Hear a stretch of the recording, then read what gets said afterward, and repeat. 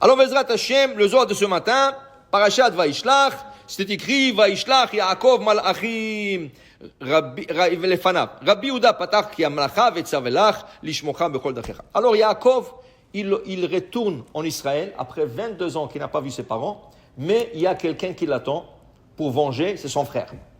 Vaishlach Yaakov Malachim Lefanav, il envoie des anges pour parler à Esav. Comment ça va, mon frère? Je retourne pour voir qu'est-ce qu'il en est. Qu'est-ce qu'il planifie de faire de l'autre côté? Dit Rabbi Yehuda, c'est écrit dans Tehilim, Ki malacha vetzavelach lishmorcha bechol da'achecha. Car ces anges d'Akadosh Baruch Hu, il te donnera à toi pour te protéger dans la route. Okay? Et c'est d'ailleurs un verset que nous disons quand nous allons en route. Quand tu prends une route de 72 minutes et plus, en voiture, en bateau, en avion, n'importe quoi, tu dis ce verset. Ki malacha vetzavelach lishmorcha bechol da'achecha. Parce qu'il y a un nom sacré qui sort de ce passouk. Et ce nom, il protège la personne quand elle le dit. Okay? Il dit ici, Haïkera ukmo achavraya. Dit Rabbi Yehuda, ce verset-là, Ki malacha vetzavelach lishmorcha bechol da'achecha, le chaverim du Zohar, ils ont discuté dedans.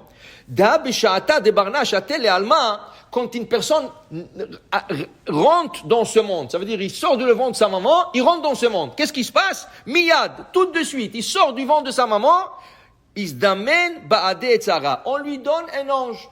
Et qui est cet ange? Ni autre que Yetzara. Dès que tu sors, Yetzara, boum, il rentre en toi. Tu as déjà un compagnon, il s'appelle Yetzara, ton ami. Il dit ici, Dioume katregle le barnash, c'est-à-dire, lui il essaie toujours de te faire fauter. Regarde les petits enfants, ils font toujours des bêtises. Ils cassent, ils courent, ils crient. Okay? Yetzara, c'est pas eux, c'est Yetzara. Le rabbi Yitzhak Levi de Barditchov, il disait, si tu vois un enfant, un petit enfant qui est trop turbulent, il court, il saute, il dit, c'est pas sa faute. Et c'est pas Yetzara non plus.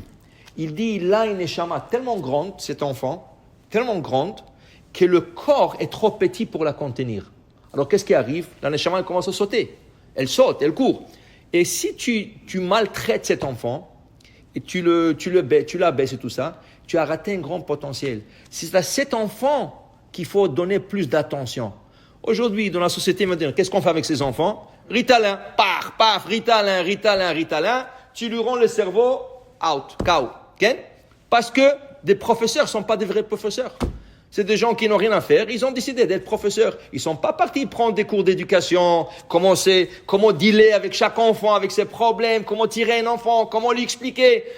Ils ont une classe, ils n'ont pas le temps, ils ont lassé leurs problèmes, ils ont leurs enfants à la maison qui leur cassent la tête. Alors ils arrivent en classe et je ne peux plus avec ces enfants. Out. Ou tu appelles le directeur, dis-moi, si tu ne donnes pas 5 Ritalin par jour, je ne vais pas de lui. Vous savez, en Israël, qu'est-ce qui est arrivé? Israël, les enfants sont... Il y avait un enfant, il était un peu, pas beaucoup, un peu. Mais le professeur, il n'avait pas de patience. Au lieu de le prendre, un enfant comme ça, donne-lui des devoirs en plus, donne-lui quelque chose en plus à faire. Okay? Le professeur a convoqué le parent avec le directeur et a dit, celui-là, s'il prend pas Ritalin, je ne l'accepte pas en classe. Le parent, le pauvre, tu sais, c'est quoi changer une école au milieu de l'année? C'est mamash, c'est rahma val kol ma'asav. Mais le professeur ne voulait rien savoir. Le directeur n'avait pas le choix que du côté des professeurs. Donc, alors il a dit aux parents, écoutez, je comprends, c'est un peu honteux que votre fils il prend du Ritalin. Vous savez qu'est-ce qu'on va faire?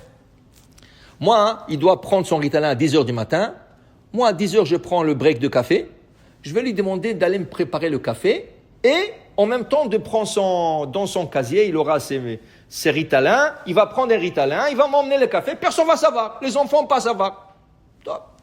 Yallah. Ils ont fait comme ça, 2, 3, 4 mois, 5 mois. La réunion des parents arrive. Depuis qu'il prend le Ritalin, c'est un autre enfant.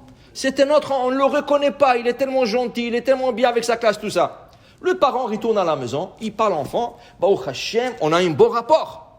Et comment ça va avec le rabbi? Il dit, maman, ça va très bien avec le rabbi. Il dit, oui, Baruch Hashem. Il dit, vous savez, maman, moi il m'envoie faire le café, je prends le Ritalin, je le mets dans le café. Depuis que je lui mets le Ritalin dans le café, il est très gentil avec moi. Tu comprends, c'est le professeur qui a besoin de Ritalin, c'est pas l'enfant. Ça, c'est la chorma des enfants. Je t'abbarque. Malheureusement, c'est pas tous les enfants qui sont capables de le faire. Mais pour te dire, c'est pas aux enfants qu'il faut s'attaquer. Il faut savoir éduquer.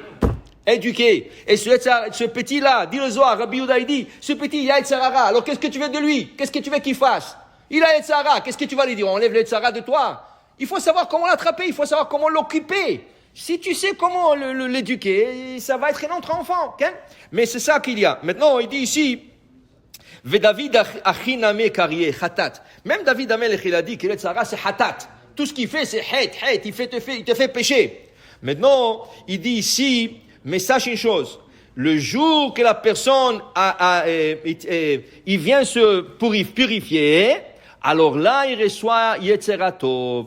Et quel est ce jour qui a-t-il les daka'a? C'est le jour de la bar mitzvah, batle sarchenin. Quand l'enfant devient 13 ans ou 12 ans pour une fille, là, il reçoit Yetzer Tov. Ça veut dire que pendant 13 ans, il avait que Yetzer Hara. 13 ans, tu arrêtes Yetzer Hara. Yetzer Tov, il vient rien qu'à 13 ans. Et c'est là que tu commences à mettre les tefillim et tout ça. Et c'est là qu'il commence le Yetzer Tov. Va à la synagogue, fais Birkat Hamazon, fais cette mitzvah, va faire Shabbat. Yetzer Hara, il commence. Mais le problème est, vous savez que c'est quoi le problème? Le problème que pendant 13 ans, tu t'es habitué déjà à Yetzer Hara. Alors, il y avait un enfant, il était tzaddik. C'était Rabbi Yonatan Apshitz. C'était un grand érudit. Un grand érudit. Et lui, depuis son enfance, c'était un tzaddik. Quand il était petit, il était tzaddik. Quelqu'un lui a demandé un jour, comment vous avez fait pendant 13 ans d'être tzaddik comme ça? On dit que l'enfant, il a Yetzara. Il dit, c'est très simple. Il y a une halakha qui nous dit que quand quelqu'un vient chez un dayan, il dit, vous savez, j'ai un problème avec celui-là, il m'a pris de l'argent, je lui ai prêté. Le dayan lui a dit, il doit l'arrêter. Si tu veux que je juge entre vous, tu n'as pas le droit de me raconter l'histoire. Il faut que lui vienne, tous les deux ensemble, et là tu dis tout ce qui t'est arrivé. Parce que si j'entends à toi, en premier, c'est fini. Moi, je vais être convaincu que tu as raison. Okay? Et si le gars, il a commencé à tirer sur tout son cas, je vois là, il a fait le dayan lui dit, je m'excuse, va choisir un autre dayan. Le dayan n'a pas le droit d'écouter un avant d'écouter l'autre. Okay? La même chose. Disait le Rabbi Natan Apshitz, quand Yetzer Hara, il me disait, va là-bas, fais ça, casse ça, crie. Oh, je lui dis, le Yetzer Tov, il n'est pas encore là. Attends 13 ans, quand le Yetzer Tov va être là, je vais vous écouter les deux. Et là, je vais choisir entre vous deux. Et c'est comme ça qu'il s'est débarrassé son Yetzer Hara. Pour dire que Yetzer Hara, il est là depuis l'âge 0. Dès que tu sors, il est là. Mais il faut savoir aussi comment se conduire avec lui. Baruch Adonai Le'olam. Amen ve Amen.